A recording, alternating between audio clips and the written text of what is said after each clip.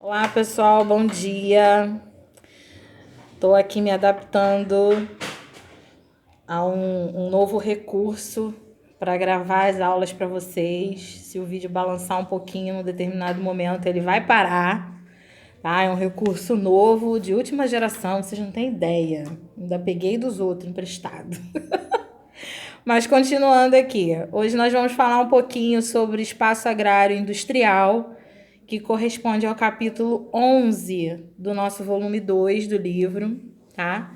E antes de darmos início à discussão, à abordagem, nós vamos falar um pouquinho sobre estrutura fundiária, que é a grande concentração fundiária, né, conhecida como terra, latifúndio, que é a grande concentração na mão dos ricos, muita terra, sinal de riqueza, e quem é pobre tem pouca terra ou nenhuma, né?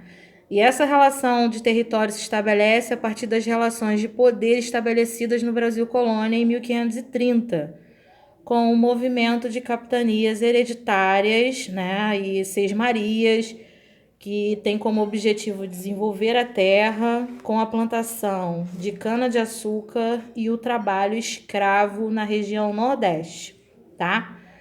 Até aí tudo tranquilo. E qual é o principal objetivo das Seis Marias? É contemplar a elite portuguesa, tá? Só para vocês terem essa ideia histórica da abordagem desse espaço agrário.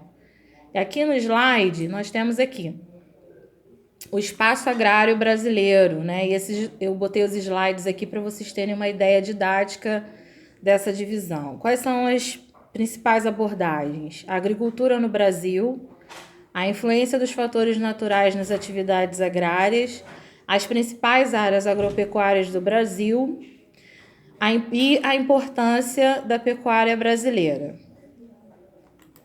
No segundo slide, nós temos como características da agricultura no Brasil como a mais importante atividade econômica, que é a fornecedora de alimentos, fonte de matérias-primas industriais, a geradora de emprego e receita, que no caso são as exportações.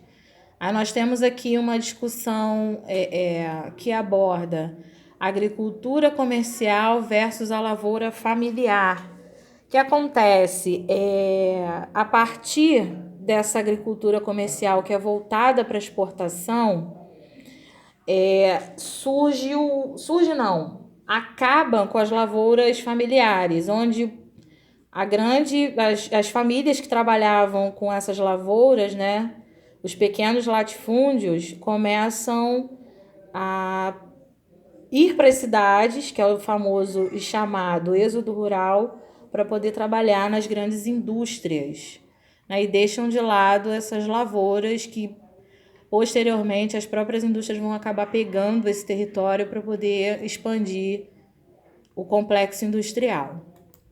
Em seguida, um traçado histórico da agricultura no Brasil. Em 1530, nós temos a monocultura com a cana-de-açúcar. Depois, no século XIX, com café. No século XX, cacau e algodão. E no século XXI, soja e laranja. Aí tem a tarjinha amarela que está assim: produção agrícola, posse de terra, geração de riqueza e concentração de poder político e econômico, que são os grandes tópicos desse processo da agricultura no Brasil. É o famoso agronegócio. Aí temos, a partir da crise do petróleo em 1973, o aumento do endividamento externo nacional, a exportação e o abastecimento da agroindústria, subsídios governamentais, soja e laranja, álcool como combustível alternativo, a modernização agrária, a elevação da produtividade e a intensificação do êxodo rural. Eu falei no slide anterior a respeito da questão das lavouras familiares, que está totalmente voltada para essa ideia do êxodo rural, né? Essa intensificação. Depois, a influência dos fatores naturais nas atividades agrárias. Aí temos por regiões. Na primeira, região sudeste, clima tropical de altitude, manchas de terra roxa, que são as concentrações, né? Tem suas concentrações de porções no centro ocidental, que é a expansão da cultura cafeeira. Depois, na região sul, clima tropical, terra roxa, norte do Paraná, desenvolvimento de culturas de café e algodão. Na região nordeste, zona da mata, monocultura de cana-de-açúcar e cacau. No agreste, a policultura para o consumo interno, solo chamado de massapê e clima tropical úmido, que favorece o desenvolvimento no agreste da policultura e o consumo interno. Na região nordeste, sertão e meio norte, escassez agrícola. Depois, solo arenoso, rios intermitentes e clima semiárido. Aí você tem a influência direta de cada região voltada para o desenvolvimento da agricultura. Passar aqui esses slides que eles não ficaram muito bons sobre específica da região. Aí temos a importância da pecuária no Brasil, nas principais características. Segundo maior rebanho bovino do mundo, o primeiro é a Índia. Segundo maior rebanho de frangos do mundo, o primeiro é a China. Segundo maior rebanho de suínos do mundo, o primeiro os Estados Unidos. Aí Santa Catarina, exportação de carnes, de aves e suínos. Predominância de pequenas e médias unidades produtivas. Abastecimento da agroindústria alimentícia. Depois, a discussão sobre a questão de terras, que é a estrutura fundiária no Brasil, a modernização do espaço agrário e a concentração de terras, os movimentos políticos rurais e a questão da reforma agrária. Como eu falei para vocês anteriormente, existe a questão do êxodo rural, né? O cara que trabalha na lavoura familiar começa a perder força e ele sai do campo para trabalhar na cidade, na indústria. E a própria indústria vai lá e toma aquele território para poder expandir a área industrial. E isso gera uma série de questões, inclusive com essa questão das riquezas. A grande concentração de terras nas mãos dos ricos e a pequena ou quase nenhuma concentração na mão de pobres. Voltando aqui, gente, eu trouxe algumas características da estrutura fundiária no Brasil, que é uma das maiores concentrações rurais do globo. A principal característica é a desigualdade de 2% com menos de 10 hectares e 80% de grandes propriedades. As graves distorções de ordem social, desemprego e êxodo rural. Percebam que a expressão êxodo rural aparece com frequência no que diz respeito ao espaço agrário, porque, voltando a dizer, as lavouras familiares, os pequenos agricultores, os fundiários de menor escala, os microprodutores começam a perder força por conta do surgimento da indústria. Em seguida, problemas de ordem política, conflitos no campo e movimentos de ocupação de terras. Deformidades de ordem econômica, baixo índice de produção agrária. Aí nós temos as características, a estrutura fundiária no Brasil. Brasil Colônia, que é um sistema de doação de terras em seis-marias. Aí nós temos em 1850 a Lei de Terras, que é a extinção dessas seis-marias. A economia colonial agrária exportadora. Latifúndio, uso de mão de obra escrava em monocultura. Em 1964, o Estatuto da Terra, que é um módulo rural. Em 1993, reforma agrária de módulo fiscal. Percebam que o processo de estrutura fundiária surge desde o Brasil colônia, tá? Desde que os portugueses vêm para o Brasil com a ideia de povoar a terra, você já tem aí a formação dessa organização fundiária.